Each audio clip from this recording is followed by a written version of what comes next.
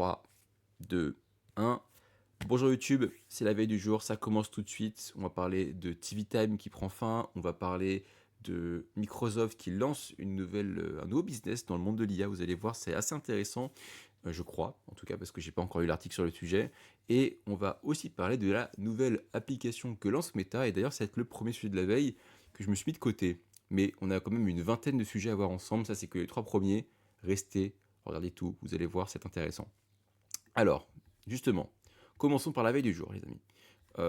Je change du coup ma scène pour qu'elle soit, hop, que vous voyez bien toute ma veille. Et on est parti. Il y a énormément de choses. Je vais quitter Twitter parce que du coup ça me permettra de gagner un tout petit peu de place. Et voilà. Alors du coup, on va commencer tout de suite par cette nouvelle application qui va être lancée par Meta apparemment, que je trouve très originale. Meta a lancé une application pour créer des jeux en IA générative via ce qu'on appelle le vibe coding. Donc, pour ceux qui ne connaissent pas, le vibe coding, c'est juste en fait, tu codes avec de l'IA, alors que toi-même, tu n'as pas des grosses compétences en code particulièrement, et ça te permet d'être peut-être plus productif et surtout d'avoir la possibilité de créer des choses, alors que normalement, tu ne serais pas forcément une personne capable de faire ce genre de truc, quoi.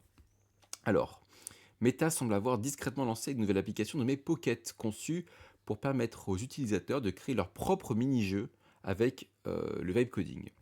Le développeur mobile et expert en rétro-ingénierie Alessandro Paluzzi a repéré Pocket et en a parlé aujourd'hui sur Twitter. Cependant, la plateforme de signalement AppFigure a indiqué que TechCrunch, que l'application est disponible sur iOS et Android depuis le 29 juin. Donc elle a déjà été lancée, juste en fait ils n'ont absolument pas communiqué dessus. Ok. Bien que l'application soit répertoriée publiquement, elle n'est pas disponible aux USA sur les 6 modèles de téléphone associés. Ok, l'entreprise n'a encore fait aucune annonce publique. En fait, c'est intéressant. Pourquoi est-ce que c'est intéressant? Parce que créer des mini-jeux avec aujourd'hui les IA, c'est devenu assez simple. Il suffit que tu aies une bonne idée. Et en vrai, sur des mini-jeux faciles et tout, c'est très faisable. Et moi, j'y crois beaucoup à ce truc-là. En tout cas, je pense que c'est un truc qui pourrait marcher parce que du coup, tu crées potentiellement un réseau social basé là-dessus. En fait, ça me fait penser, je sais pas si vous vous rappelez quand vous étiez petit, les agrégateurs de jeux, type Absolu Flash, jeux de filles. On allait sur le navigateur et on jouait aux jeux sur navigateur, quoi, tout simplement sur Google. On avait des petits jeux comme ça, etc. Je squattais l'ordinateur de la famille pour jouer dessus quand j'étais petit. Et en fait, je pense qu'on est un peu dans ce style-là, c'est-à-dire des petits jeux qui sont pas énormes, mais qui vont être agrégés. Et ce qui va être intéressant, c'est de voir les fonctionnalités sociales, je pense, autour de tout ça. Parce qu'en fait, potentiellement, du coup, les gens vont pouvoir liker, vont pouvoir mettre en avant des jeux qu'ils aiment bien, et donc c'est cool. En plus, ça permet du coup... En fait, moi, je crois pas trop, par exemple, à un réseau social où, par exemple, tu aurais que des vidéos générées par IA, ou des images générées par IA. Par contre, que ce soit des jeux, là, j'y crois un peu plus parce que la fonction du jeu, elle est quand même plus intéressante que juste regarder des vidéos générées par IA, quoi. Des vidéos générées par IA, tu peux les trouver déjà sur TikTok, entre guillemets. Alors que là, jouer à des jeux générés par IA, jouer à des mini-jeux qui auront été créés par des IA, entre guillemets, par des humains qui ont des idées, qui ont demandé à des IA de les faire à leur place, et ben en fait, c'est autre chose. Il n'y a pas vraiment d'application qui permet de faire ça aujourd'hui, qui agrège tout plein de jeux de ce genre-là. En plus, ici, tu peux avoir un truc très social où n'importe qui pourrait créer son propre jeu, son propre petit truc, quoi. Et ouais, je trouve ça très intéressant. Je pense que ça peut avoir une forme d'avenir. Ça fait penser du coup à un peu cette époque-là où les jeux mobiles, les jeux navigateurs étaient très joués, il y avait des agrégateurs. Et je pense qu'on est un petit peu dans cette dynamique-là aujourd'hui. Euh, on verra si ça prend. Je pense que ça va dépendre de ce que Meta arrive à faire autour de social avec. Est-ce que, tu vois, si c'est juste publié et c'est tout, je pense que bon, c'est pas ouf. Mais s'il y a un système de vote, par exemple, pour montrer les meilleurs jeux, s'il y a un système, par exemple, pour partager des vidéos de ces jeux-là, de communiquer autour, de parler autour, je pense que ça peut être intéressant. Voilà. Donc, j'y crois un petit peu. Je me disais déjà que c'était bizarre que les applications type ChatGPT n'avaient pas déjà des librairies où tu pouvais consulter les créations des gens de ce genre-là. Meta, du coup, rentre là-dedans, avant ChatGPT, avant Gemini. On verra si ça a du succès. Voilà. Mais pour moi, c'est un des sujets les plus importants aujourd'hui. Je trouve que c'est super intéressant. On se rend pas compte. On se rend pas compte. Alors, autre sujet. Alors ça, pour le coup, vous savez pas comment je suis dévasté. C'est vraiment, ça m'a rendu trop triste. L'application populaire de suivi des émissions de télé, TV Time, ferme ses portes. L'entreprise se concentrant sur l'IA. Alors ça, je savais pas par contre. Ah, je suis dégoûté. Il ferme pour l'IA. Putain, mais il me saoule. En gros, TV Time, moi, c'est une application que j'utilise depuis 15 ans pour suivre mes séries. En fait, quand tu regardes une série, quand tu regardes une série, tu la rentres sur TV Time et en fait, tu mets l'épisode où t'en es et TV Time va réussir à te dire bah ok, là il te reste tant d'épisodes ou alors la prochaine saison elle sort dans X temps et du coup, tu es mis au courant des nouveaux épisodes qui sortent, t'es mis au courant des nouvelles saisons qui sortent, et t'as plein de stats parce que du coup tu vois ton évolution au fil du temps, tu peux voir toutes les séries que t'as vues, bref, c'est trop bien comme plateforme. Et ça va fermer, je suis tellement triste. Elle ne proposera plus aucun service après le 15 juillet, c'est fou. Ils ont annoncé leur fermeture il y a 2 jours, et ils nous donnent que 2 semaines pour changer d'application. L'entreprise a invoqué les coûts d'exploitation de la plateforme pour justifier sa décision, mais il semblerait qu'un recentrage sur un modèle économique davantage axé sur l'IA soit la véritable cause. Les bâtards. C'est quoi cette idée-là? En fait, parce que le service il est gratuit, du coup forcément ça leur coûte de l'argent, ils n'arrivent pas à monétiser.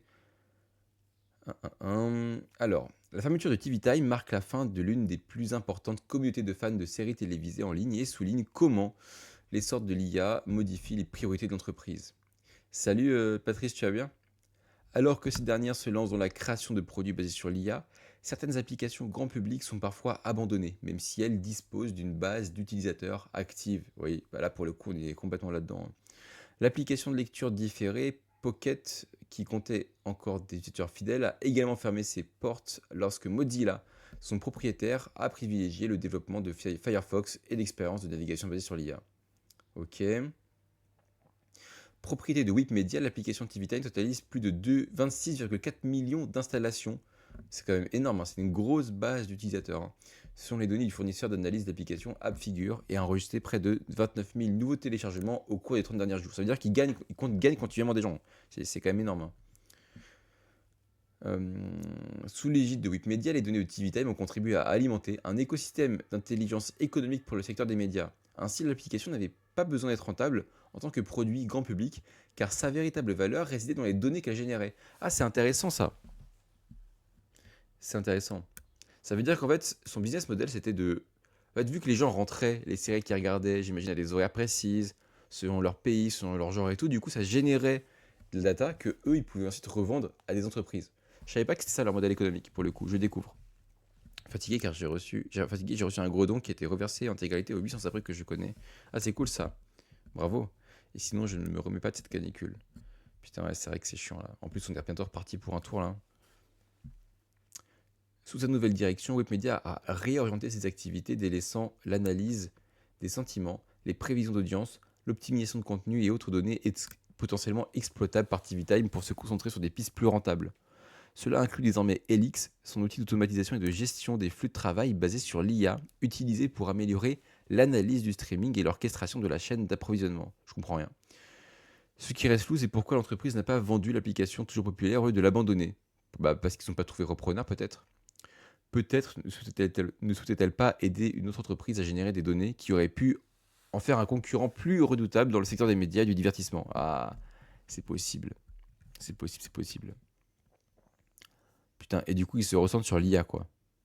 Ça me rend trop triste. Salut Licia, tu vas bien? Putain, ça me rend trop triste. TV Time qui ferme, quoi. C'est une partie de mon adolescence qui s'en va. Hein. Moi, les premières séries que j'ai dû rentrer sur TV Time, c'était genre Heroes et tout. Donc ça date, hein. Tristesse. Quelle tristesse. Un compte que j'ai depuis 15 ans, qui a fermé. Bon, apparemment, ils te permettent quand même de faire migrer tes données, si jamais. Donc si jamais ça vous intéresse et que vous avez vous aussi un compte à TV Time, tu peux récupérer tes données et les faire migrer sur une autre application apparemment. Donc voilà. Donc je vous invite à le faire avant la fermeture dans 2 semaines. Parce que sinon après pour vos données c'est ciao quoi. Alors, l'UNICEF. Ah oui ça j'ai vu, ça c'est un truc de fou. L'UNICEF affirme que les enfants adoptent l'IA 3 fois plus vite que les adultes. Bon je file, je vais sans doute faire un stream ce soir vu que j'ai ma chaîne. Ah trop cool. Bah écoute, Bon courage, je sais pas si je pourrais passer malheureusement, mais parce que j'ai des trucs prévus ce soir, mais bon courage. Une analyse menée dans 10 pays révèle que 20 millions d'enfants utilisent déjà des outils d'IA, tandis que les instances de gouvernance peinent à suivre le rythme d'une génération qui grandit au sein de ce que l'UNICEF appelle une expérience mondiale. Je passe vite fait pour dire bonjour, je file en réunion CSE. Réunion spéciale santé, sécurité et conditions de travail, on va bien s'amuser. Bah, bon courage. D'après un communiqué de l'UNICEF publié le 30 juin, environ 20 millions d'enfants dans 10 pays ont déjà utilisé l'IA et l'apprennent plus de 3 fois plus vite que les adultes qui les entourent. Putain, c'est ouf ce chiffre. Salut Gad. Ce chiffre provient d'une nouvelle analyse publiée juste avant le premier dialogue mondial sur la gouvernance de l'IA et elle s'accompagne d'un avertissement. Les règles censées protéger les enfants en ligne ne suivent pas le rythme de leur évolution. Putain. Ces chiffres proviennent de Disrupting Arm Phase 2, un projet de recherche mené par le Bureau de la stratégie et des données probantes de l'UNICEF chez Innocenti, en collaboration, moi ça après avec Interpol et financé par OKK. Le travail a couvert l'Arménie, le Brésil, la Colombie, la République dominicaine, la Jordanie, le Mexique, le Monténégro, la Macédoine du Nord, le Pakistan et la Serbie, avec environ 1000 enfants utilisateurs d'Internet âgés de 12 à 17 ans et 1000 de leurs parents ou tuteurs interrogés dans chaque pays. L'UNICEF et Ipsos ont ensuite pondéré les chiffres, bon voilà, et du coup le résultat, plus de 2 millions d'enfants, soit environ 1 sur 10, déclarent se tourner vers l'IA pour obtenir des conseils sur leurs soucis. Selon une autre estimation, 13 millions d'enfants utilisent des outils d'IA pour les aider dans leurs devoirs scolaires. Il s'agit d'un usage plus courant, mais de loin le plus répandu. Attends, il s'agit d'un usage plus courant, mais de loin le plus répandu. Ok, donc en gros, l'utilisation des IA par les jeunes, elle est surtout pour les devoirs scolaires. Bah, c'est ça, hein. Le problème, c'est que le devoir scolaire est un truc qui est tellement envahissant dans la vie des jeunes. Moi, je suis contre les devoirs, personnellement, j'ai toujours trouvé ça comme une corvée horrible. Déjà, tu fais des journées insupportables à l'école où tu finis, tu fais du 8h-18h, et en plus, le soir, tu as encore 2 heures de devoirs, donc l'enfer. Je comprends que les jeunes aient envie de s'en sortir en utilisant l'IA, hein, franchement. Si les devoirs n'étaient pas aussi mal faits et aussi insupportables, les jeunes n'utiliseraient pas l'IA pour les faire. C'est ma take en tout cas. Les enfants sont davantage exposés au système d'IA, notamment à leur conception, à leur modèle économique sous-jacent et à l'utilisation de leurs données personnelles, mais ils ont beaucoup moins de moyens de les éviter ou de les contester. Bah oui, parce qu'ils s'y connaissent moins, forcément. Elle soutient que les enfants sont les premiers à ressentir les effets d'une gouvernance défaillante et à en subir les conséquences le plus longtemps, alors que la plupart des systèmes de gouvernance de l'IA, dans la pratique, ne les traitent pas du tout comme un groupe distinct. Putain. Eh bien écoutez, c'est ultra intéressant. C'est ultra intéressant comme étude, je connaissais pas. Ça vient de sortir là, du coup forcément. C'est ouf. C'est ouf, c'est ouf, c'est ouf. D'après les données de l'UNICEF, d'ailleurs, les enfants interrogés sont bien conscients des risques. Un tiers d'entre eux se disent inquiets de l'utilisation de l'IA pour escroquer les gens ou diffuser de la désinformation.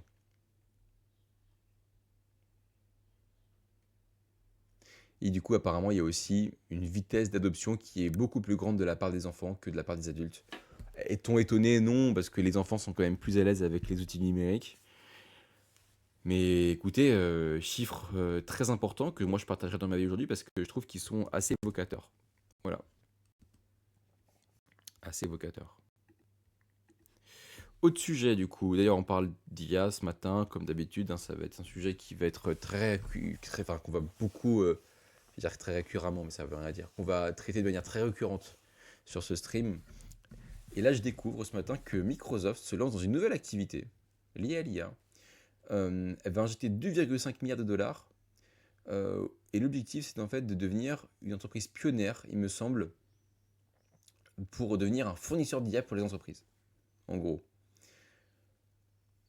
Pour déployer en fait, les IA au sein des entreprises, d'après ce que j'ai compris. On va lire ça ensemble. Microsoft a investi 2,5 milliards de dollars et mobilisé 6000 ingénieurs dans une nouvelle activité de déploiement d'IA. Amazon Web Services avait lancé une version similaire, dotée d'un budget d'1 milliard de dollars, quelques jours auparavant. En gros, sa structure se concentre sur le déploiement de solutions d'IA en entreprise avec l'aide des outils existants de Microsoft et compte parmi ses premiers partenaires des entreprises telles que London Stock Exchange Group Unilever, Land O'Lakes, que je connais pas, et Accenture, qui est connu pour le coup. Ouais, c'est ça, en fait, ils viennent en entreprise et puis ils te créent une IA sur mesure, en fait, pour que en interne, ce soit bon, quoi. Ce lancement intervient 2 jours après que Amazon Web Services a investi 1 milliard de dollars dans sa propre initiative de développement de l'IA. Ah, donc en fait, tout le monde se lance un peu là-dedans en ce moment, hein. OpenAI et Anthropic ont toutes deux lancé des co-entreprises similaires, bien que, bien que les leurs impliquent des capitaux extérieurs provenant de sociétés de capital investissement. Ok. Bah oui, ça va devenir de plus en plus un truc, ça, parce qu'en fait, c'est vrai que. Comment dire? En fait, il y a un gros souci, c'est qu'en fait, il y a un manque de souveraineté, tu peux avoir peur que tes données elles fuitent. Alors qu'en fait, si ton IA, elle est sur tes bases de données à toi, sur tes serveurs à toi, bah du coup, tu as moins de risques. Et du coup, j'imagine qu'il y a beaucoup d'entreprises qui sont intéressées par ça.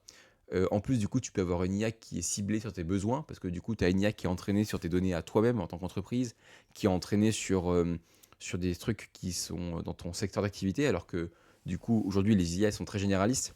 Et du coup, ça m'étonne pas du tout que ce genre de business commence à se développer.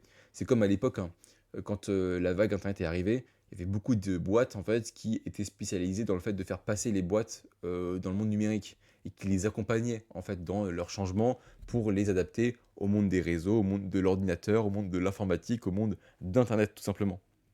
Et du coup, bah, je suis pas étonné que les grandes boîtes de l'IA se mettent là-dedans. En plus, c'est elles qui sont propriétaires de leur propre modèle.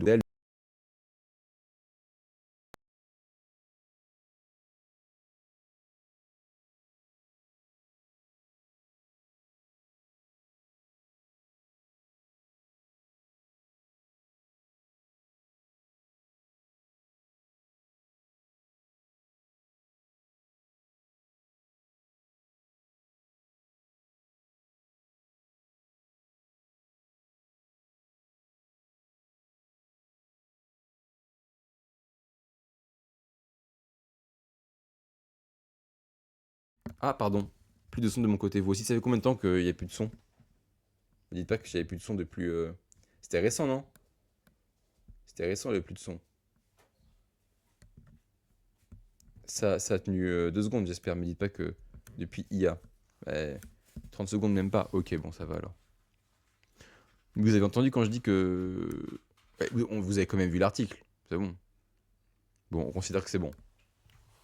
Je disais juste en gros que avant la vague internet, t'avais ce truc de n'importe quelle boîte pouvait accompagner, entre guillemets, euh, une boîte qui voulait se mettre dans l'informatique, mettre à jour ses, euh, son espace de travail, etc. Aujourd'hui, quand tu veux te mettre dans l'IA dans ta boîte, en fait, tu es obligé de te parler avec des grosses boîtes parce qu'en fait, il n'y a que elles qui ont ces modèles-là. Ok, bon, bah c'est bon. Vous l'aviez vu. Très bien. C'est pour ça que ce sujet m'intéresse, c'est que je vais certainement le mettre dans ma veille, c'est même sûr et certain parce que je l'ai mis de côté. Hop.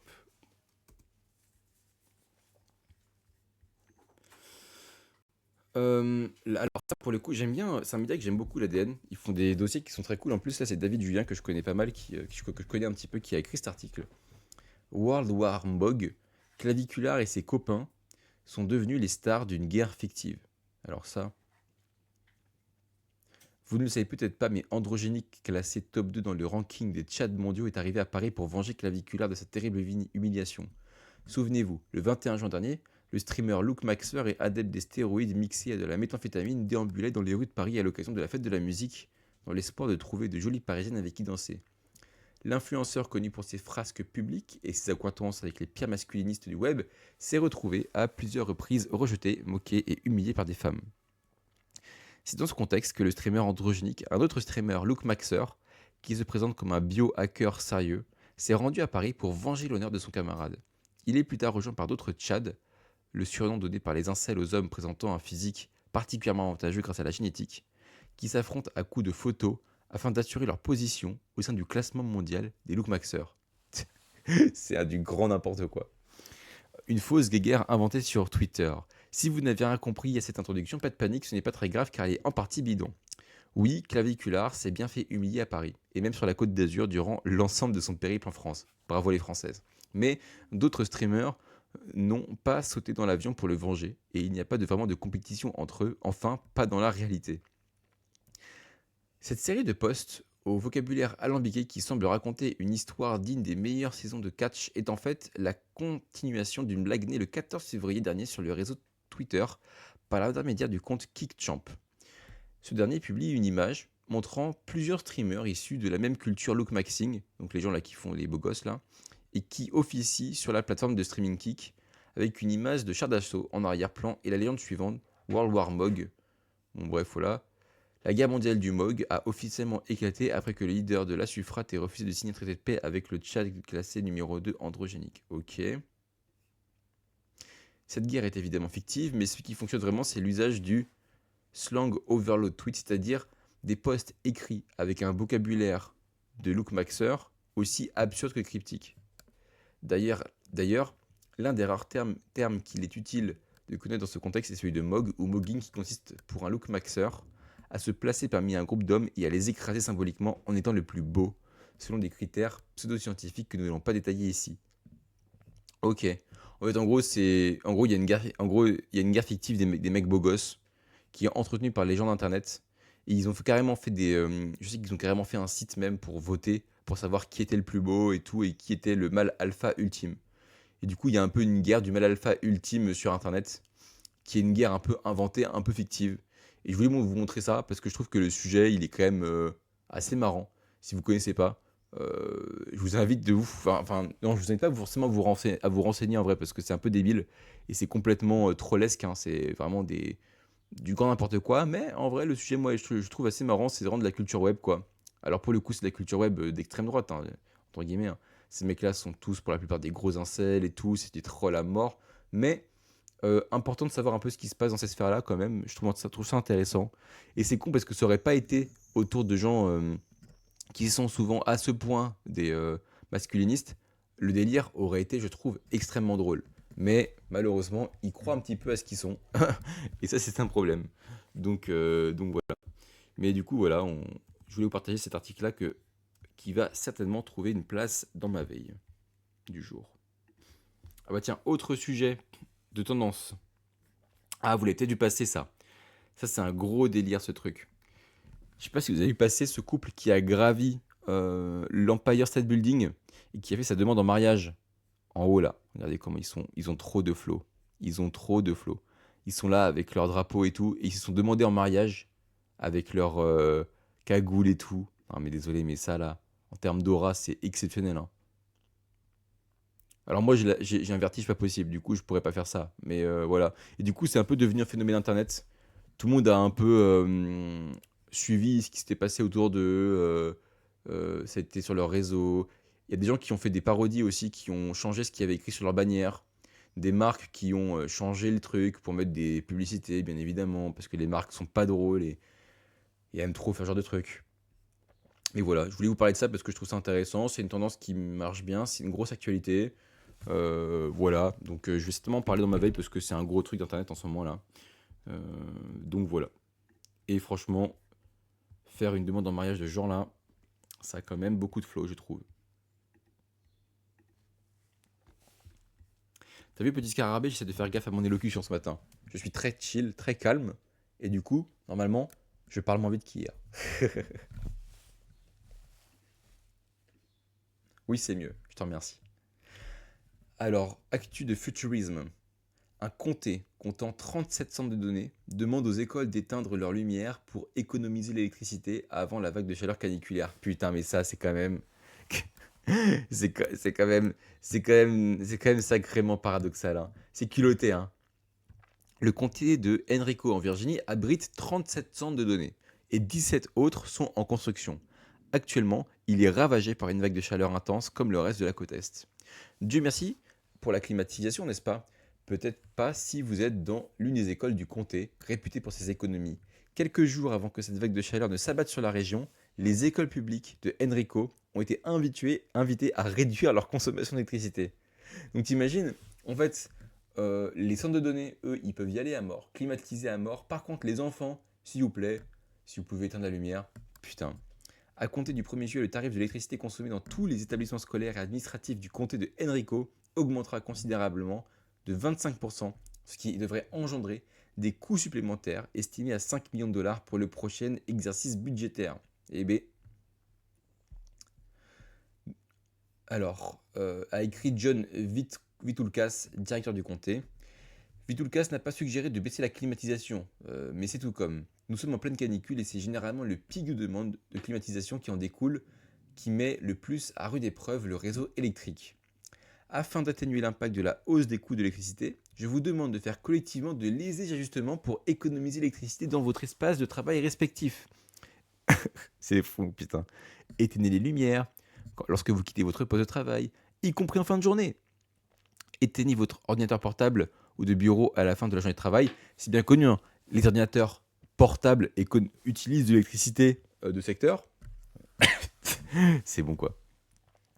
Quand il est en veille, le PC portable, il consomme pas, hein. Si votre espace de travail comporte des fenêtres, ajustez les stores pour limiter la chaleur du soleil. Putain, c'est drôle. C'est drôle. En parlant de compter, je vais me faire un marathon de Ciantano. Bon live, tout le monde, au plaisir. Et bah écoute, bon live, marathon, Seigneur des Anneaux à toi. En fait, c'est quand même paradoxal, quoi. Bon, ça, je vais pas le mettre dans ma veille, parce que c'est un sujet qui est plus un truc de... Bon, c'est une info, quoi, un peu, un peu marrante, mais c'est pas trop dans ma veille. Mais c'est fou de voir que, bon, les centres de données, eux, ils sont tranquilles, mais par contre, les écoles, il faut qu'elles fassent Il faut qu'elles fassent gaffe, quoi. C'est ridicule. Excusez-moi 2 secondes, je vais boire un petit coup d'eau. Alors, on prend 2 secondes.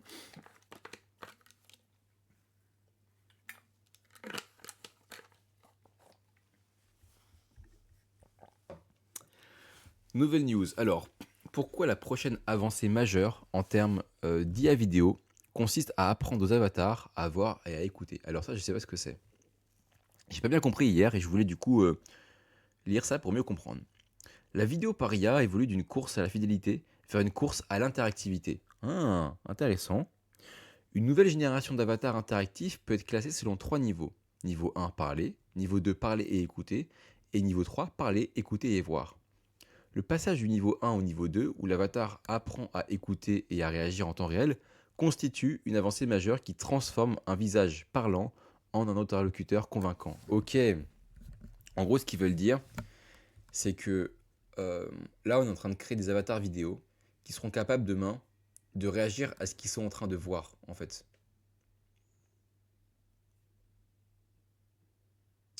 La vidéo en tant que format média en ligne évolue d'une expérience statique semblable à la diffusion traditionnelle vers une expérience plus interactive. En gros, demain, l'idée, d'après ce que j'ai compris, c'est que tu pourrais regarder une vidéo et interagir avec celle-ci et les avatars qui sont dans cette vidéo, en gros. C'est ça la suite, en gros, j'ai l'impression pour eux. Les logiciels sont de plus en plus souvent gérés par des agents plutôt que par des boutons et des menus, et pour quasiment tous les flux de travail imaginables, il existe un agent en développement. Ok. De ce fait, une nouvelle catégorie de modèles vidéo émerge dont la fonction est de produire un agent conversationnel capable de réagir en temps réel à un humain avec une latence suffisamment faible pour permettre à une conversation naturelle, généralement inférieure à une seconde. Ouais, en gros, c'est comme si tu avais une conversation avec quelqu'un sur Discord ou sur un appel vidéo, quoi. Ok. Et j'imagine que du coup, c'est ce qu'ils sont en train d'essayer de développer. Ok. Bon. Je me le mets de côté, mais je sais pas si c'est si intéressant que ça. Je vois ce qu'ils veulent dire par c'est ça le futur, en fait, la nouvelle innovation qu'il va avoir, c'est de pouvoir parler en temps réel avec des vidéos, quoi, générées par IA. Euh, on verra. Ah oui, et du coup, l'idée, c'est qu'en fait, ces avatars-là, ils sont capables de voir, donc potentiellement d'être connectés à ton écran, à ta caméra, à ta webcam, et de réagir, à ton guillemets, à ce que toi, tu es en train de leur montrer, quoi. Ou de voir ton écran et de le commenter et tout. Ok, j'entends. Bon, c'est intéressant. Je comprends pourquoi c'est la prochaine innovation majeure dans ce secteur-là, mais je sais pas si je vais en parler. On verra.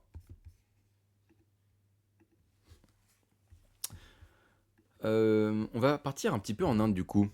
L'Inde teste une alternative au modèle d'IA de la Silicon Valley. Un nouvel hackathon invite les développeurs à créer des outils d'IA multilingues et hors ligne, remettant en question l'idée que l'innovation de pointe n'appartient qu'à une poignée d'entreprises occidentales. Hey Nomans, tu vas bien? Comment se passent tes vacances? C'est intéressant ça, de voir que l'Inde essaie de tracer sa propre voie, et du coup dans des IA hors ligne et multilingues. Alors qu'aujourd'hui, quasiment toutes les IA, elles sont en ligne et tu peux pas les utiliser les utiliser autrement, quoi. Alors que l'IA de pointe se centralise de plus en plus entre les mains de quelques entreprises occidentales, l'Inde parie que l'innovation ne doit pas nécessairement provenir uniquement des plus grands laboratoires. Je ne veux déjà plus rentrer chez moi, je reste en Espagne, désolé la France. Je peux comprendre. Le pays a lancé un hackathon invitant les startups, les chercheurs, les étudiants et les institutions académiques à construire des appareils d'IA multilingues et abordables qui fonctionnent hors ligne et s'exécutent sur des modèles open source. L'objectif est de créer des outils d'IA pour les salles de classe, les fermes, les cliniques et les villages où la connectivité au cloud est peu fiable. La confidentialité des données est essentielle, où les modèles en langue anglaise sont insuffisants. Ah bah, tu m'étonnes. Bassini, la plateforme indienne d'intelligence artificielle pour le langage soutenue par le gouvernement, l'association française Current AI et Kalpa Impact, un cabinet de conseil en impact social basé à Mumbai, se sont associés pour créer cette initiative. Ok, c'est intéressant en vrai. Bon, je sais pas si je vais en parler de ça en vrai, pour le coup. C'est intéressant, mais c'est un peu hors de mes sujets, quoi, j'ai l'impression. Mais c'est marrant parce que du coup, tu vois ce truc de... On essaie de tracer... En fait, à chaque fois que quelqu'un essaie de parler d'une autre voie de l'IA, en fait, il te parle toujours des modèles hors ligne. Et en fait, je crois qu'il n'y a que deux voies à l'IA. Soit tu as les modèles qui sont connectés à Internet et qui sont détenus par des gros et qui sont du coup souvent sujets peut-être à des trucs de récupérer des données, tout ça. Soit tu peux avoir des modèles comme ceux-ci qui sont hors ligne. Et aujourd'hui, j'ai l'impression qu'il n'y a que deux visions qui s'opposent et que c'est celle-ci, quoi. Et que demain, bah, en fait, ce sera les deux grands types d'IA qui existeront, entre guillemets. Avec bien sûr les IA qui sont spécialisées et les IA généralistes. Mais ça, c'est autre chose. Mais tout ça pour dire que le modèle hors ligne versus le modèle en ligne, j'ai l'impression que c'est vraiment le gros split.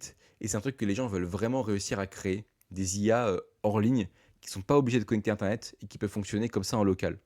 Je pense, moi, que c'est un truc qui permettra de se réapproprier cette technologie et de l'avoir de manière plus vertueuse dans notre écosystème. Et c'est vers là qu'il faut aller, je pense. Vers le hors ligne, open source, bien évidemment, etc. Intéressant. Bon, je mets le côté quand même au cas où, mais je pense pas forcément le mettre dans ma veille, pour être honnête.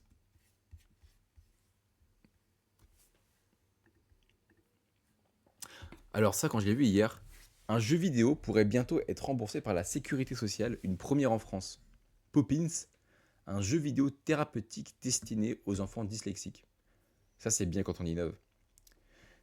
J'ai tendance à penser que l'IA locale est un peu un leurre, écologiquement parlant en tout cas. Mais pour la sécurité des données, c'est mieux, mais beaucoup plus coûteux. On n'a pas tous 128 Go de RAM. Ouais, c'est sûr. Écologiquement parlant, oui, je pense que c'est un leurre, mais pour la sécurité et le contrôle toi-même de ta souveraineté, je trouve que c'est bien, moi. La Haute Autorité de Santé a donné son feu vert concernant le remboursement de Poppins par l'assurance maladie. Poppins est ainsi présenté comme un jeu vidéo thérapeutique s'adressant aux enfants dyslexiques de 7 à 11 ans pour les aider à travailler la lecture, l'écriture sans oublier la coordination. Poppins devient alors le premier jeu vidéo à être pris en charge par la Sécu, une première en France. C'est génial, hein? Alors Poppins fonctionne sur smartphone et tablette et propose de courtes sessions de jeu d'une durée d'environ 20 minutes découpées en mini-jeux qui travaillent l'orthographe, la conscience phonétique ainsi que le rythme. L'idée est de rendre plus ludique l'exercice répétitif nécessaire à la rééducation de la dyslexie en les transformant en un véritable jeu d'aventure comprenant niveaux, trophées et tests logiques. Bah écoutez, c'est génial. C'est génial. La HAS s'est appuyée sur au moins une étude clinique menée sur 300 enfants environ, montrant que ceux qui utilisent Poppins lisaient en moyenne plus de 4 mots de plus correctement en 2 minutes qu'un autre groupe sans le jeu.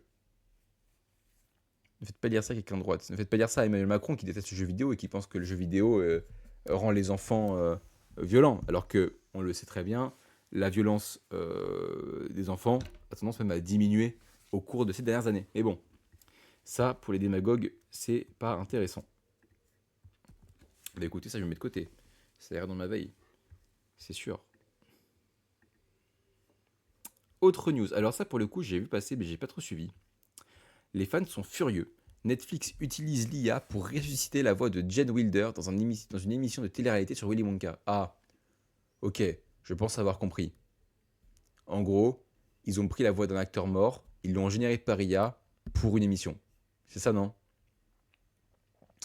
Le regretté acteur Gene Wilder, sans doute surtout connu pour son interprétation du personnage principal Willy Wonka, est décédé en 2016 à l'âge de 83 ans. Aujourd'hui, près de 10 ans plus tard, Netflix tente de faire revivre sa voix grâce à l'IA sans son consentement, puisque la technologie nécessaire n'existait même pas de son vivant. Et voilà. Et voilà. Et voilà. Et voilà, on y est. Hein. Mais j'ai envie de dire, France 2 l'avait fait avant, avec Ardisson. Le géant du divertissement a dévoilé la bande-annonce d'une nouvelle émission de compétition sur le thème de Willy Wonka, qui utilise la voix de Wilder, générée par IA. Les fans furieux ont réagi avec colère à cette décision, certains la qualifiant de dégoûtante et d'idée vraiment horrible. D'autres l'ont jugée inacceptable et irrespectueuse. C'était inévitable, nous dit No Mans, bah ouais, malheureusement. Hein. C'est catastrophique en vrai, hein, de faire ça. En fait, te dire que t'as. En fait, ce qui est insupportable, c'est de dire que tu n'auras jamais donné ton consentement, que cette personne-là ne savait même pas que la technologie existerait un jour. Et qu'en fait, c'est absolument impossible aujourd'hui de dire non, en fait. C'est absolument impossible. Imaginons que moi je dise non. Ok. Mais qu'est-ce qui m'empêche de le faire quand même, en fait? Rien.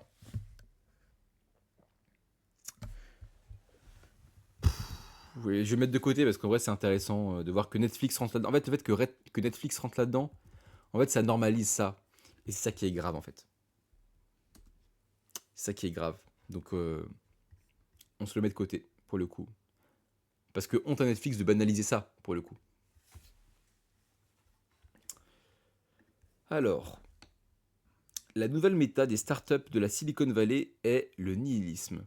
Après, avec les technos, ça a toujours été fait. Ça fait plus de 10 ans qu'il y a des spectacles d'hologrammes de MJ. La techno rend immortel sans consentement. Oui, c'est vrai, complètement. C'est juste une nouvelle techno là. En fait, moi, ce qui me dérange le plus, c'est surtout qu'une soit une plateforme comme Netflix en fait qui fasse ça quoi. Et tu vois, du coup, tu peux te dire, mais est-ce que les descendants, ils ont été rémunérés pour ça? Parce que du coup, là, on capitalise sur la voix d'un mort. Mais est-ce que sa famille a donné son accord? Toi, tu peux te poser ce genre de questions, ouais.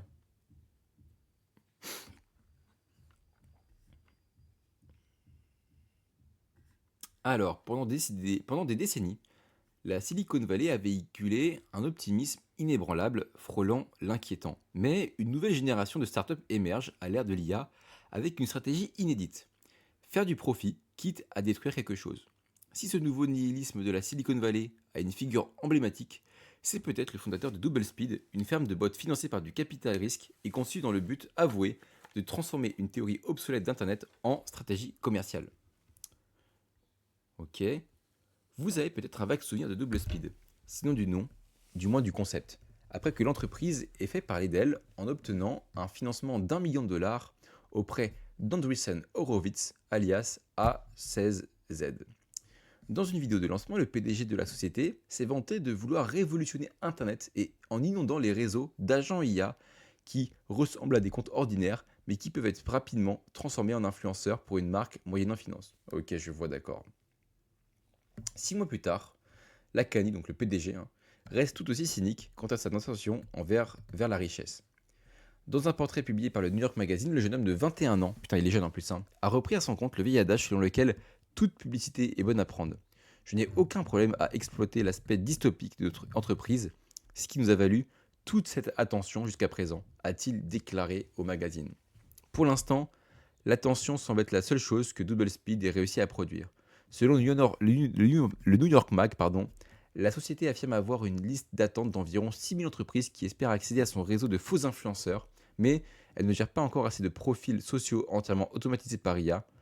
L'intervention humaine reste nécessaire.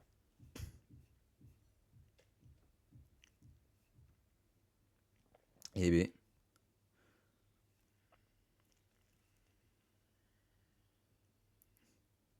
Et du coup, là, ils mettent d'autres exemples d'entreprises comme ça. Ok. C'est intéressant, c'est intéressant, c'est intéressant. Je le mets de côté, mais je suis pas sûr que je le garde parce que c'est une analyse un peu globale, quoi. Il n'y a pas vraiment d'études là-dessus. J'aurais aimé qu'il y ait une petite étude, tu vois. Mais non. Allez, je pars en petit leurre. Ok, bah écoute, bon leurre qu'à toi. Autre news, l'application Twitter de Musk, mais je ne dirai jamais X, hein, jamais, jamais, représente un risque sérieux pour la vie privée des Américains, avertissent des défenseurs du droit des citoyens auprès de la FTC. La FTC a été invitée à rejeter la proposition de Musk de mettre fin à la surveillance Twitter, enfin X, en raison des inquiétudes liées à l'IA. C'est quoi cette histoire?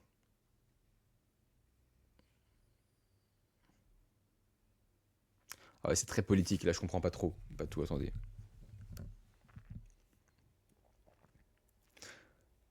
J'essaie de trouver un paragraphe qui me paraît facile à lire, à comprendre. Là, en fait, il te relate plus la bataille juridique, là.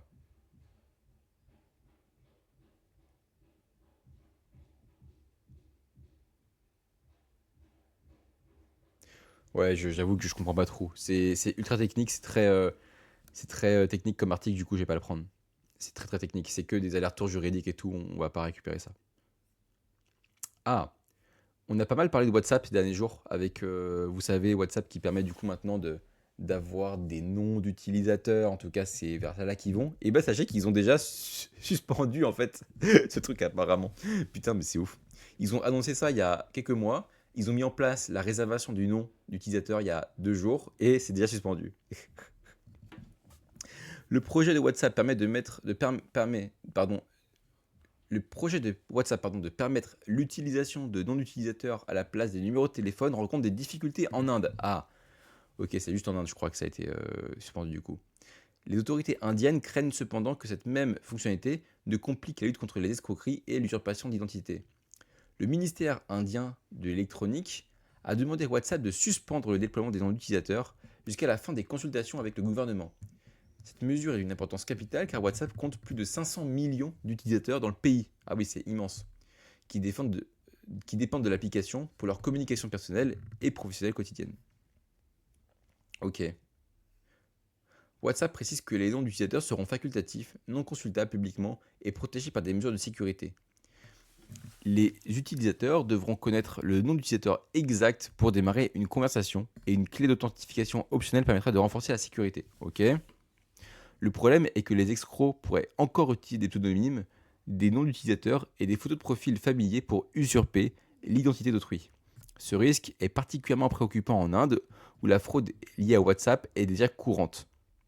Dans les arnaques à l'arrestation numérique, les criminels se font passer pour des policiers, des gens du CBI, des représentants de la RBI, des employés des télécommunications, puis font pression sur leurs victimes par WhatsApp ou appel vidéo pour qu'elles leur envoient de l'argent.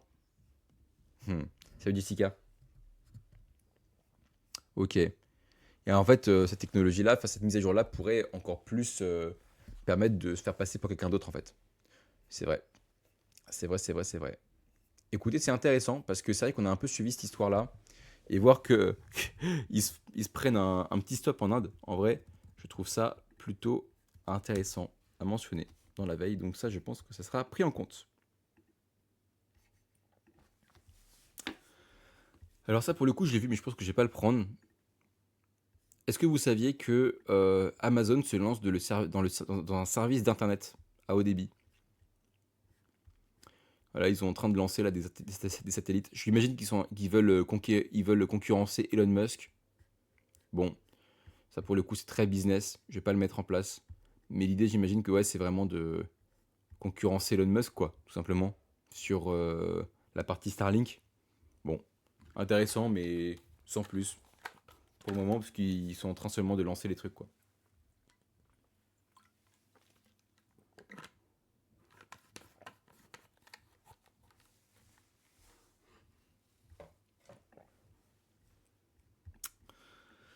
Nvidia propose aux startups spécialisées en IA de calculer maintenant et de payer plus tard. C'est quoi cette histoire? Au lieu de se contenter de vendre des puces, Nvidia propose au cloud d'IA un modèle de partage des revenus et de soutien financier conçu pour mettre les GPU à la disposition d'entreprises qui n'auraient pas les moyens de se les procurer autrement. Une sorte de mutualisation des puces. Les GPU, c'est des puces pour calculer avec les IA, quoi. Voilà, ça c'est pour le coup, c'est... La réponse de Nvidia consiste à laisser les services de cloud IA acheter son matériel et revendre la capacité cloud alimentée par Nvidia. Ouais, c'est un peu technique, hein. C'est très technique même comme sujet ça. Mais c'est intéressant si on arrive à le vulgariser.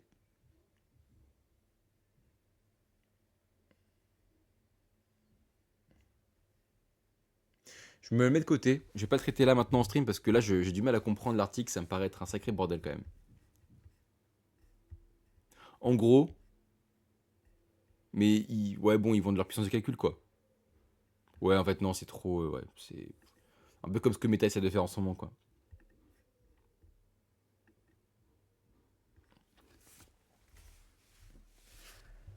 Le spam de MrBeast sur 13 fait preuve d'un vaste réseau d'arnaques, d'escroqueries aux crypto-monnaies. Donc il y a un problème avec MrBeast. Ah, il y a des images de MrBeast qui sont publiées constamment et en fait c'est pour cacher un réseau d'arnaques en gros. Si vous avez utilisé l'application Threads, salut 75, au cours de l'année écoulée, vous avez probablement vu ce que j'appelle les réponses à la MrBeast. Un compte spam répond à une publication populaire par une phrase absurde et une capture d'écran de mauvaise qualité du journal britannique The Times présentant un article fictif sur MrBeast. On y trouve généralement une deuxième image, apparemment aléatoire, souvent un bouquet de fleurs avec un iPhone. La formule présente quelques légères variations, mais ces publications sont omniprésentes. Comme une grande partie du spam sur les réseaux, cela fait partie d'une vaste escroquerie aux crypto-monnaies. C'était sûr. D'après une analyse de Zach Edward, chercheur en sécurité chez Infoblox, là où les personnes à l'origine de ces comptes gèrent plus de 10 000 sites web malveillants de type casino crypto, Engadget a identifié des dizaines de comptes publiant des spams de type réponse MrBeast sur Threads, certains ayant cumulé des centaines de milliers de vues au cours des 30 derniers jours. Tous ces comptes faisaient la promotion de sites web qu'Edwards a identifiés comme appartenant au même réseau. Alors que les escrocs utilisent constamment des nouvelles tactiques pour piéger les gens dans des arnaques financières, selon Edwards et Mark Beer, responsables de la protection des consommateurs chez Malwarebytes, plateforme de détection d'escroquerie, la manière dont ces publications ont été diffusées sur Threads est inhabituelle. D'une part, ces publications ne contiennent aucun lien vers les arnaques qu'elles promeuvent. C'est vrai, c'est bizarre ça. Même les phrases étranges qui accompagnent les images, comme les copeaux de crayons se recoupent comme des pensées, ne ressemblent pas au contenu typique des arnaques aux crypto-monnaies, promettant un enrichissement rapide que de nombreux utilisateurs de réseau rencontrent fréquemment. Mais en examinant attentivement les captures d'écran falsifiées, on constate que chaque photo, basse résolution du youtubeur, est accompagnée d'un faux article de presse affirmant qu'il lance un nouveau projet ou une promotion et qu'il offre de l'argent si l'on visite un site douteux. Ah, d'accord. En fait, c'est des faux screens d'articles qui diraient qu'ils lancent un truc et du coup, après, les gens vont chercher eux-mêmes le site en fait. D'accord. Et ils se font baiser comme ça. Et du coup, ils sont pas niqués par l'algorithme qui trouve que c'est des arnaques. Parce qu'en fait, quand tu publies beaucoup de liens, tu peux vite être flagué comme une arnaque. Et là, du coup, ils passent par autre chose. Et B.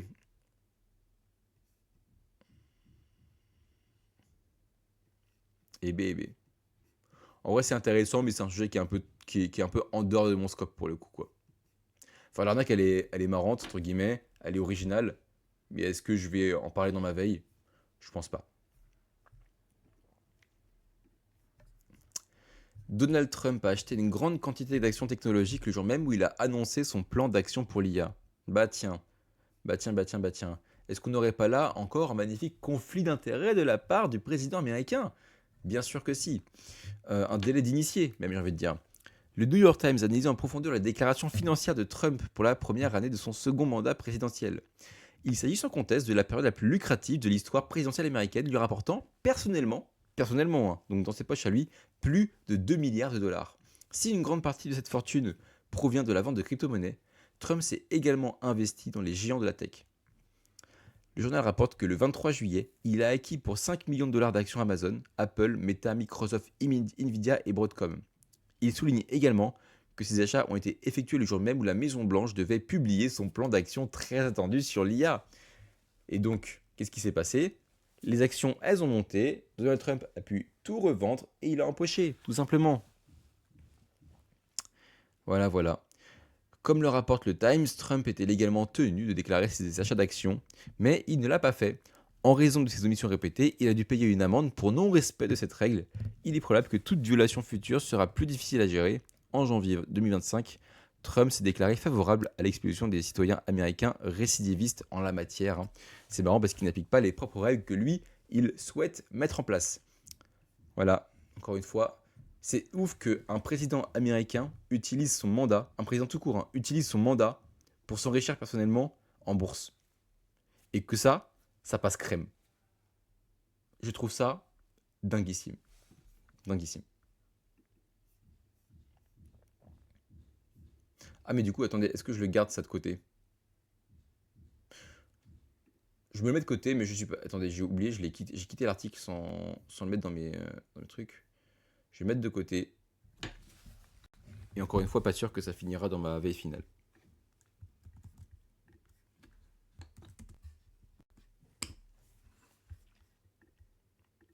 Allez, on part sur une tendance maintenant. Une tendance sur New York même. Attends, c'est même pas une tendance, je crois que c'est carrément un drama. On va lire ça. Doki Doki Literature Club Birthing Fanfiction. Alors, c'est un jeu, Doki Doki Literature Club, c'est un jeu vidéo. Également connu sous le nom d'utilisateur ChatGPT Extreme Outlier, fait référence à une polémique en ligne apparue début juillet 2026 après la publication par des chercheurs d'une étude examinant comment les gens utilisent l'IA pour l'écriture créative. La conversation portait sur un utilisateur anonyme de ChatGPT, identifié dans l'article comme un cas extrême qui avait généré des milliers de fanfictions sur des personnages de Doki Doki Literature Club impliquant grossesse, accouchement et scénarios similaires. Pour vous donner une idée, les fanfictions, pour ceux qui ne connaissent pas, c'est en gros, t'aimes une œuvre, toi tu vas créer une histoire dans cette œuvre, mais cette histoire c'est toi qui l'as créée, donc tu es un fan, et donc c'est une fiction créée par des fans, qui n'est pas officielle, et donc on appelle ça une fanfiction. Et du coup, il y a un mec, visiblement, ou une personne en tout cas, qui a généré des milliers de fanfictions avec ChatGPT, et qui les a publiées. Et ça a généré une vague un peu de moquerie et tout. Et à la base, tout ça provient d'un article universitaire qui étudiait justement la façon dont les gens utilisaient l'IA, notamment pour écrire de la fiction. Et du coup, ces chercheurs-là, ils ont trouvé ce compte-là, cette personne, qui publiait constamment des fanfictions avec ChatGPT, quoi. C'est bizarre, hein. Et du coup, il y a plein de gens qui ont fait des posts là-dessus pour rigoler. C'est voilà, on sait pas trop ce qui le motive.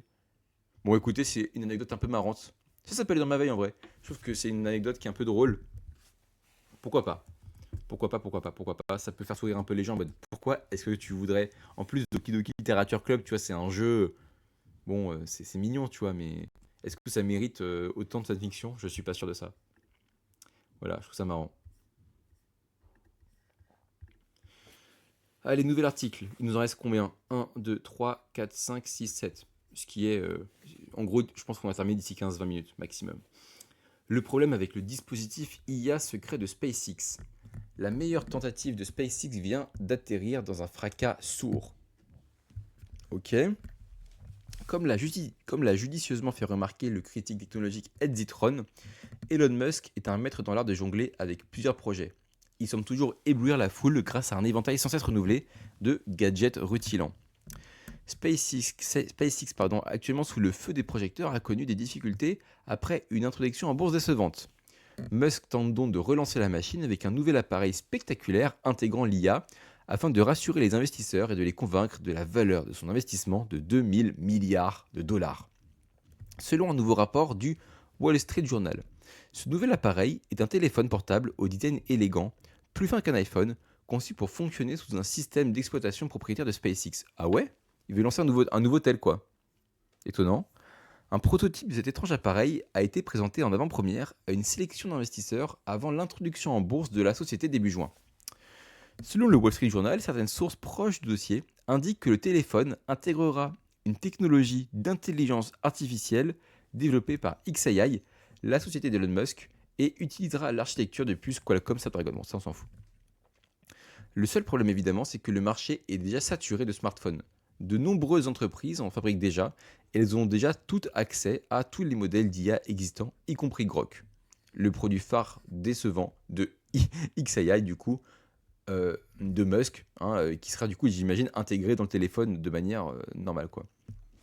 Si cette initiative semble désespérée, il faut savoir que Musk a récemment eu du mal à maintenir la production de ses équipements, notamment son robot Optimus, dont la livraison à la chaîne d'assemblage a été retardée à plusieurs reprises.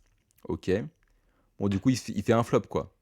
Bon, La news est marrante, ça peut mettre Elon Musk. Il galère un petit peu avec son entreprise SpaceX. Il veut lancer un téléphone dont tout le monde se branle et qui servira à rien, avec une IA dont tout le monde a déjà accès. Euh, voilà, je résume ça comme ça. Est-ce que ça fait une news intéressante? Pas trop. Je vais pas la. Enfin, c'est marrant de lire ça comme ça, mais dans ma veille, ça n'a pas trop sa place, je pense. Ah, trigger warning, suicide, les amis. Si jamais vous êtes un. C'est un sujet qui vous touche, cette news risque de vous poser problème. Un homme bipolaire a tenté de se suicider après que ChatGPT ait alimenté ses délires religieux. Alors ça, ChatGPT a attisé les flammes des délires religieux grandissants d'un homme bipolaire, exacerbant un épisode maniaque qui a culminé dans une tentative de suicide ratée, selon une nouvelle plainte déposée contre OpenAI. Un résident de Californie âgé de 34 ans, nommé Michael Lines, a déposé une plainte euh, d'une série de douzaines de plaintes alléguant que des interactions intensives avec ChatGPT ont causé un préjudice psychologique à des utilisateurs. Ok, ça fait partie d'un pool de plaintes en fait. Ok. Nous sommes tous vulnérables face à la négligence d'OpenAI. Cette vulnérabilité est considérablement accrue pour les plus de 80 millions de personnes atteintes d'un trouble bipolaire et de schizophrénie dans le monde, pour lesquelles l'architecture volontairement obséquieuse de ChatGPT exploite activement les personnes souffrant de troubles mentaux.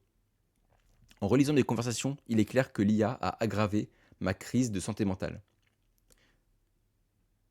D'après sa plainte, Lines, haltérophile de compétition, a été diagnostiqué bipolaire en 2024. Les échanges de messages joints à la plainte montrent que Lines, qui affirme avoir utilisé ChatGPT pour la première fois en 2023 afin d'obtenir des conseils sur des sujets tels que l'alimentation et l'entraînement, s'est confié à ChatGPT au sujet de son diagnostic. Dans ces conversations qui ont eu lieu en novembre 2024, on voit Lines demander des conseils sur la façon d'améliorer son mode de vie pour mieux gérer sa maladie mentale et fournir au chatbot des informations qui sont détaillées sur son traitement médical. Ok.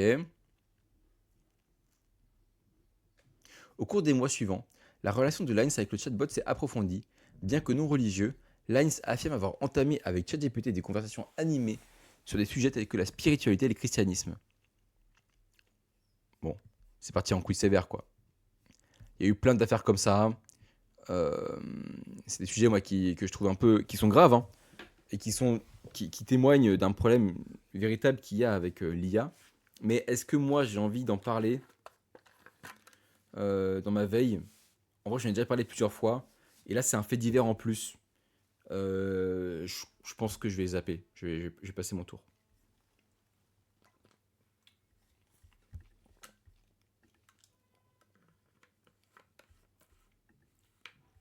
Ah, marrant ça. J'avais oublié. Google perd son appel contre l'amende record infligée par l'UE et devra débourser 4,7 milliards de dollars. 4,7 milliards de dollars d'amende, les amis, c'est immense. Et ça date de 2018 en plus, waouh. En 2018, Google s'est vu infliger une amende record de 4,34 milliards d'euros en Europe pour abus de position dominante sur Android. L'entreprise a passé les années suivantes à contester cette décision, mais la plus haute juridiction du continent a mis fin à ses efforts. La Cour de justice de l'Union européenne a confirmé la sanction, privant ainsi Google de tout recours. Ils ont fait quoi à la base? L'amende est liée à la manière dont Google intègre des applications et des services au téléphone Android. L'UE a critiqué le fait que la recherche Google et Chrome soit installée par défaut sur Android. Même les appareils d'autres marques comme Samsung et Xiaomi intègrent les applications Google par défaut. Ah ouais, d'accord, en fait, c'est pour un principe de non-concurrence, quoi. Bon, franchement, bon, moi j'avoue que je m'en bats un peu les couilles que ce soit Google de base. En vrai de vrai, il faut être honnête, Google, c'est les meilleurs. Enfin, oui. Donc avoir d'autres trucs comme Opera, Safari, je sais pas quoi sur mon navigateur, sur mon téléphone, je m'en fous un peu. Mais je comprends, un principe de concurrence déloyale, tout ça, je comprends. Ils ont verrouillé le marché. Ok, bon. Ça ira dans ma veille juste parce que l'amende, elle est dingue. Et que du coup, ça va faire réagir.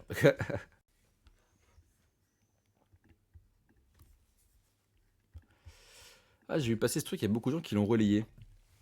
Sam Altman propose un forum international dirigé par les USA sur l'IA et une participation de 5% pour l'administration Trump. En gros Euh, D'après ce que j'ai compris, Sam Altman veut faire en sorte que les États-Unis, le gouvernement américain, ait 5% de part dans ChatGPT, en gros. Dans OpenAI, quoi. C'est l'une des questions les plus importantes et les plus urgentes de la course internationale à l'IA. Les pays du monde entier parviendront-ils à un consensus sur la manière de réglementer ces technologies de façon coopérative? Ah, ça, c'est une vraie question, hein. C'est la grosse question du moment d'ailleurs, après ce qui s'est passé avec les bannissements de Claude et tout, hein. Sam Altman pense avoir trouvé la solution qui permettrait, en théorie, d'établir des normes de sécurité communes, tout en maintenant les USA à la pointe de l'essor de l'IA. Dans une tribune publiée mercredi par le Financial Times, le PDG d'OpenAI a plaidé pour un forum international piloté par les USA qui définirait des normes reconnues, fournirait une analyse experte, bon bah ça classique, hein, voilà. Un tel forum à titre poursuivi, pourrait également servir de mécanisme de gouvernance pour les laboratoires d'IA et prévenir les pressions commerciales susceptibles d'entraîner des compétitions dangereuses. Ok. En gros, ils ont trouvé une idée d'organisme. Bon, ils enfoncent un peu une porte ouverte, quoi. Mais comment une telle diffusion publique à grande échelle pourrait-elle être réalisée? Selon un article du Financial Times, également publié jeudi, Altman a entamé des discussions préliminaires avec l'administration Trump concernant l'octroi à cette dernière d'une participation de 5% dans OpenAI. L'entreprise était valorisée à 852 milliards de dollars après sa dernière levée de fonds en mars, ce qui signifie qu'une participation de 5% représenterait environ 42,6 milliards de dollars. Ok. La proposition de Altman serait conditionnée à des accords de partage de richesses similaires de la part des concurrents d'OpenAI, tels qu'Anthropic, Meta et Google, d'après le Financial Times, même s'il n'est pas encore certain que ces entreprises soutiendraient ce projet. Ah, en gros, le projet, c'est qu'en fait, toutes les boîtes donnent une part de leur part aux USA, en fait. Et du coup, les USA, le gouvernement américain aurait un contrôle encore plus direct sur ces boîtes-là pour faire encore plus respecter les règles qui seront imposées, j'imagine. Moi, ça me fait peur quand même, hein, de voir 5% des parts de l'administration Trump dans les mains de l'administration Trump dans les boîtes d'IA. C'est quand même pas, c'est quand même pas rassurant, hein. On peut imaginer un contrôle éditorial, tout ça et tout, hein. Donc, il faut faire gaffe. Je pense que c'est un sujet qui est assez fondamental, même si là, comme ça paraît technique et financier. Mais je vous jure que ça, c'est super important parce que, en fait, potentiellement, ça pourrait donner encore plus de contrôle au gouvernement américain sur les IA aujourd'hui. Euh, donc, potentiellement, une très mauvaise nouvelle, si jamais elles en font n'importe quoi.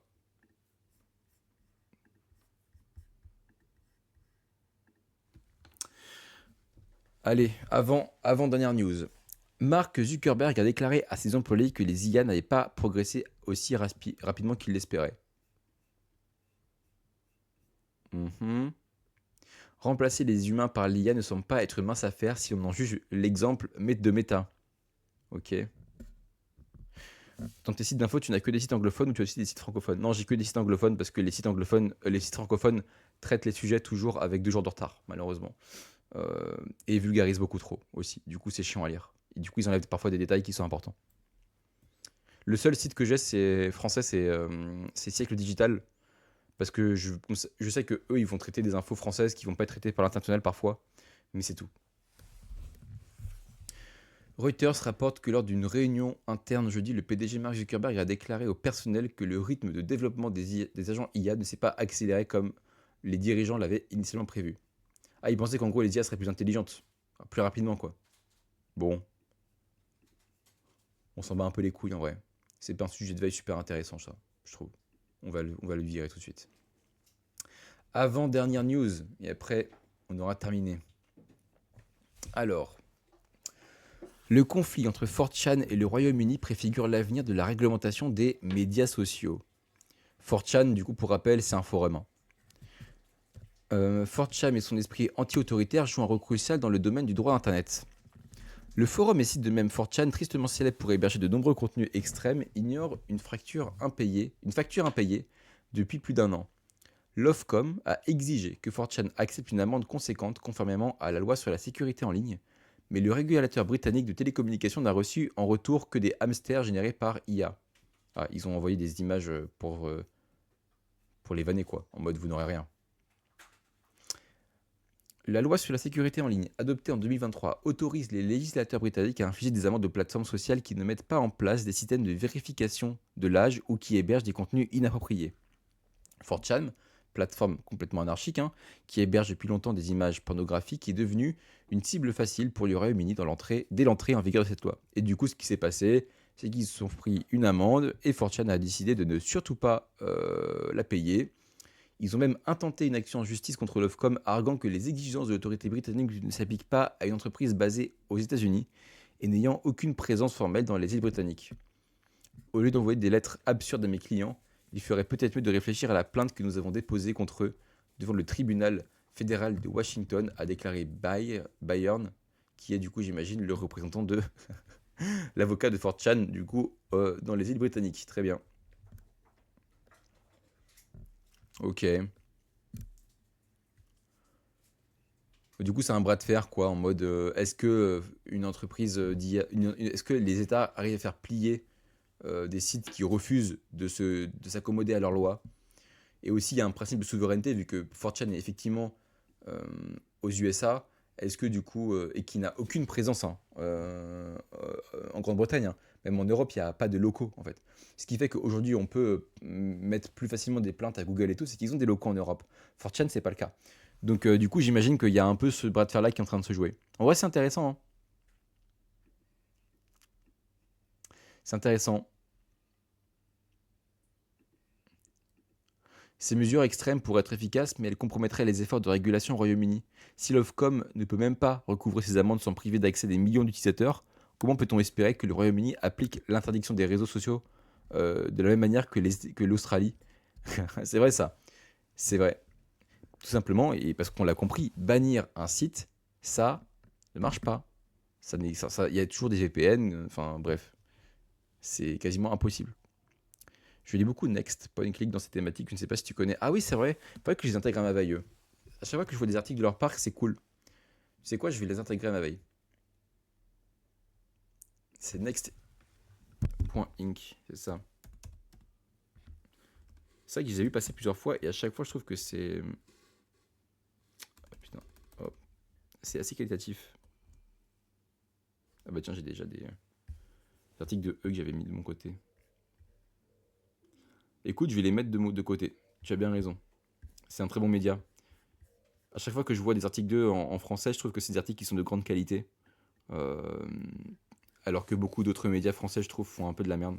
Là, pour le coup, c'est vraiment bien. Ah, j'avais déjà traité ce sujet. Ah bah en fait, c'était ma... Ah bah en fait, c'est terminé en fait. J'ai fini ma veille là. Attendez. Je regarde, j'ai pas oublié un article par hasard. On va regarder en bas là. Mais non, c'est fini. C'est fini les amis. En fait, j'avais fini ma veille, j'avais complètement oublié. Bon bah écoutez, ça fait 1h22 de live.